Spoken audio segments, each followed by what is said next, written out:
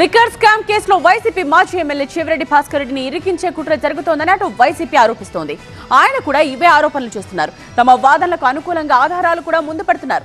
ఇటు ఈ ఆరోపణలను ఖండించిన సిట్ సత్యమేవ జయతే అంటూ ప్రెస్ నోట్ విడుదల చేసి చెవిరెడ్డికి కౌంటర్ ఇచ్చింది. ఏపీ లిక్కర్ కేసులో కుట్ర సిద్ధాంతాలు తెర మీదకొచ్చాయి. ఒకటి కాదు, రెండు కుట్రలు. ఒకటి వైసీపీ నేత మాజీ ఎమ్మెల్యే చెవిరెడ్డి భాస్కర్ రెడ్డి ఆరోపిస్తున్న కుట్ర కాగా, మరొకటి ఈ కేసు దర్యాప్తు చేస్తున్న సిట్ చెవిరెడ్డిపై చెప్తున్న కుట్ర కోణం. ఇందుకే లిక్కర్ కేసులో ఎవరిపై కుట్ర పన్నుతున్నారో? లిక్కర్ కేసులో తనను ఇరికించేందుకు సిట్ కుట్ర చేస్తుందని, దానికి తన గన్మెన్ ను పావుగా వాడుకుంటోందని గత కొంతకాలంగా వైసీపీ నేత మాజీ ఎమ్మెల్యే చెవిరెడ్డి భాస్కర్ రెడ్డి ఆరోపణలు చేస్తున్నారు. చెవిరెడ్డి ఆరోపణలను బలపరిచేలా ఆయన వాదనకు అనుకూలంగా గన్మెన్ లేఖ రాశారు.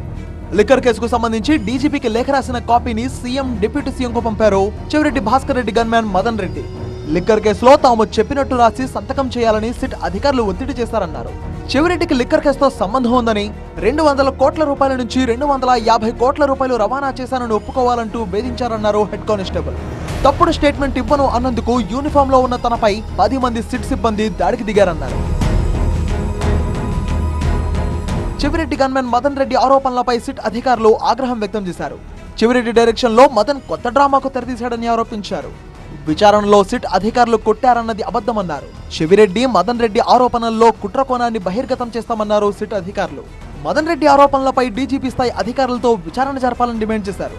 తప్పు ఎవరిదైనా కఠినమైన యాక్షన్ తీసుకోవాలన్నారు. కేసిరెడ్డి రాజశేఖర్ రెడ్డి నుంచి చెవిరెడ్డికి ముడుపులు అందాయన్నది నిజమని సిట్ అధికారులు ప్రెస్ నోట్ విడుదల చేశారు.